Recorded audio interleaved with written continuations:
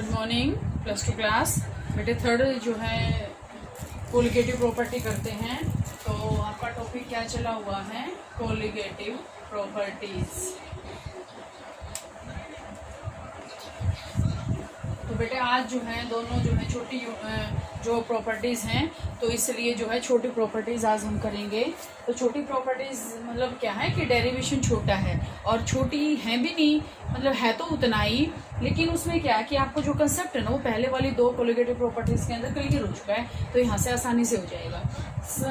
Third आपके पास आती है बेटे डिप्रेशन ऑफ फ्रीजिंग पॉइंट, कि जो फ्रीजिंग पॉइंट है उसका डिप्रेशन मतलब फ्रीजिंग पॉइंट क्या होता है? ये भी आपके पास टेम्परेचर है जब सॉलिड और लिक्विड क्या हो जाते हैं, इक्विलिब्रियम में आ जाते हैं। Freezing point is that temperature at which solid and liquid are in equilibrium. ठीक है, तो वो आपके पास होता है फ्रीजिंग पॉइंट, क्योंकि टेम्परेचर यही मैं आपको बार बार बता रही हूँ। तो यहाँ से आपके पास टेम्परेचर है, तो सबसे पहले बेटे यहाँ से ग्राफ ड्रॉ करते हैं। ये ग्राफ क्या बताएगा आपको? क्योंकि इस ग्राफ से अगर आपको यहाँ से समझ में आ गया तो सारे पॉइंट्स आपको क्लियर हो जाएंगे। ध्यान से देखो, ये आपके पास क्या है? टेम्परेचर है, और ये आपके पास क्या है? उसका वेपर प्रेशर है। तो यहाँ से देखो आपके पास क्या आएगा? TF T0F वही है, TB T0B वो आया था। तो यहाँ से ये आपके पास क्या है? टेम्परेचर है, यहाँ पे ये वेपर प्रेशर है। ध्यान से देखो TF आपके पास क्या है और T0F आपके पास क्या है। अब आपके पास क्या है कि कोई भी सोलवेंट है, जैसे हमने वाटर ही ले लिया, वाटर को हम फ्रीज करेंगे नॉर्मल हो जाएगा, लेकिन जैसे ही हम उसके अंदर कोई भी सोल्यूट डाल देंगे उसका फ्रीजिंग पॉइंट लोअर हो जाएगा। क्यों हो जाएगा? क्योंकि उसको जो सोल्यूट हमने डाला ना उसको आइस के फॉर्म में लेके आने के लिए फ्रीजिंग पॉइंट के लिए हमें उसको और टेम्परेचर लोअर करना पड़ेगा। तो मतलब क्या होगा? डिप्रेशन का मतलब कमी, एलिवेशन का मतलब इंक्रीज। ठीक है, तो कोई भी सोल्यूट हमने उसके अंदर डाला सॉल्यूशन के अंदर, तो उसका जो फ्रीजिंग पॉइंट है वो क्या हो गया? लोअर हो गया। यहाँ से देखो ये आपके पास है प्योर सोलवेंट, मतलब सोलवेंट का क्या है? मोर, और सॉल्यूशन का क्या है? लेस क्यों है? क्योंकि सॉल्यूशन कब बड़ा है? जब हमने सोलवेंट के अंदर सोल्यूट डाल दिया। ठीक है, तो यहाँ से देखो बेटे TF आपके पास क्या आ जाएगा? कभी तो हम प्योर में से हम सॉल्यूशन का घटा रहे हैं, कभी सॉल्यूशन में से हम प्योर का घटा रहे हैं। तो ये बात आपको नोट करनी है। जहाँ डिप्रेशन हो रहा है, डिप्रेशन अगर हो रहा है ना, तो डिप्रेशन के अंदर हम प्योर में से हम सॉल्यूशन का घटाएंगे। क्यों? क्योंकि सॉल्यूशन का कम है, प्योर का ज्यादा है। और जहाँ एलिवेशन हो रहा है वहां हम सॉल्यूशन में से प्योर का घटाएंगे। ये बात आपको नोट करनी है कि डिप्रेशन हो रहा है तो प्योर में से सॉल्यूशन का घटाएंगे, और एलिवेशन हो रहा है तो सॉल्यूशन में से प्योर का घटाएंगे। ठीक है, तो यहाँ से आपके पास ये आएगा। तो आपके पास वही आ गया। आगे बेटे आपके पास क्या आया? डेल्टा TF क्या है? चेंज का मतलब रिडक्शन। क्या आया? डिप्रेशन हुआ है, तो मतलब जो आपके पास प्योर का है वो ज्यादा है, सॉल्यूशन का आपके पास कम है। तो यहाँ से T0F माइनस TF ये हम कर देंगे। अब आपके पास ये क्या है? सेम है, delta TF directly proportional to M ये है। तो डेल्टा TF इसको हम हटाएंगे तो आपके पास यहाँ से क्या आ जाएगा? KFM। M वही आपके पास क्या है? नंबर ऑफ मोल्स, मोलैरिटी है, तो नंबर ऑफ मोल्स है, तो हम इसकी वैल्यू क्या रख देंगे? W2 over M2 over W1 over M1 क्या है? पर केजी है। तो यहाँ से हम इसको सोल्व करेंगे तो delta TF is equal to KF into W2 into ये ऊपर चला जाएगा 1000 ओवर यहाँ से आपके पास क्या आएगा? W1 into M2। यही निकालना है आपको। तो यहाँ से निकालने का आपके पास और फॉर्मूला क्या है? हम इसको इधर ले जाएंगे। आपके पास यहाँ से क्या आ जाएगा? M2 is equal to KF into W2 इंटू 1000 by delta TF into W। तो ये आपके पास क्या आया? फाइनली आपके पास डेरिवेशन आ गया। तो एक बार दोबारा से देखो इसको।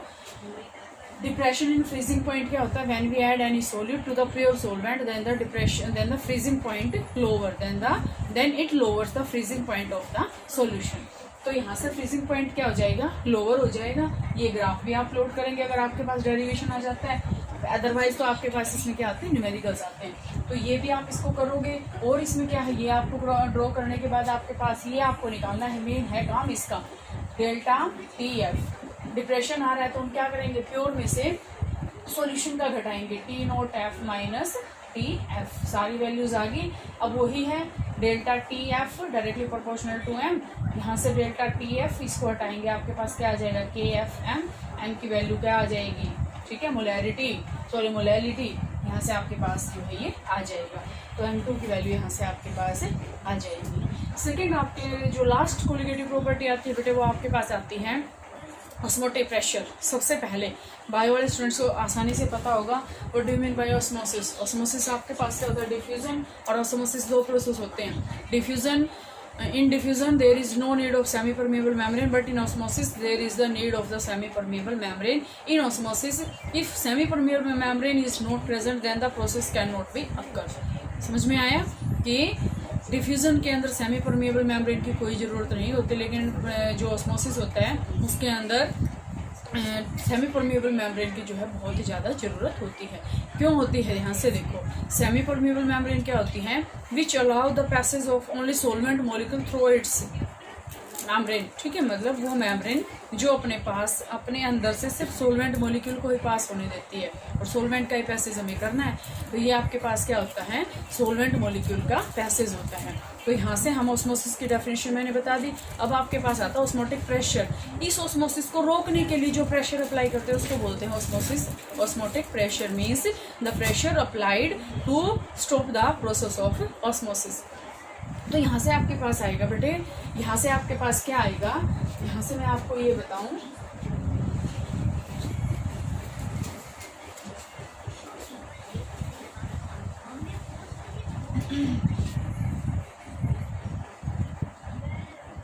ऑस्मोसिस एंड ऑस्मोटिक प्रेशर, ये है आपके पास ऑस्मोसिस एंड ऑस्मोटिक प्रेशर। तो बेटा इसको करते हैं, ऑस्मोसिस मैंने बता दिया, ऑस्मोटिक प्रेशर और ऑस्मोसिस से ही आपको जो है molecular mass of the solute निकालना आएगा, ठीक है। तो यहाँ से आपके पास pi is equal to CRT, ये आपके पास फिक्स है, ये हमें नहीं देखना कि कहाँ से आया है। Pi is equal to CRT, C क्या है आपके पास, कंसंट्रेशन। कंसंट्रेशन क्या होती है, number of moles of the solute dissolved in per litre of the solution. इसका मतलब हम यहाँ पे क्या लेंगे, मोलैरिटी लेंगे। इसके अंदर सभी के अंदर अब तक क्या आया है, मोलैरिटी, लेकिन इसके अंदर क्या आएगी, मोलैरिटी आएगी। Pi is equal to CRT आ गया। सी को हम क्या करेंगे, N2/V कर देंगे RT। Pi is equal to N2/RT, N2/V/RT। तो यहाँ से आपके पास क्या आ जाएगा, पाई V N2RT। N2 आपके पास क्या है, pi V is equal to N2 आपके पास क्या है, W2/M2RT। ये आपको निकालना है, इसको उधर ले जाओ, M2 इज इक्वल टू W2RT/पाई। R क्या है, गैस कांस्टेंट, T क्या है, टेम्परेचर, सारा का सारा आपके पास वैल्यू जो है गिवन होंगे। तो बेटा चारों कोलिगेटिव प्रॉपर्टीज कंप्लीट हैं, चारों का आप करोगे, इसके न्यूमेरिकल भी करोगे और मैं भी आपको न्यूमेरिकल करवाऊंगी। तो इसके बेस पे जो न्यूमेरिकल्स गिवन है सारे सभी फॉर्मूले यही लगेंगे।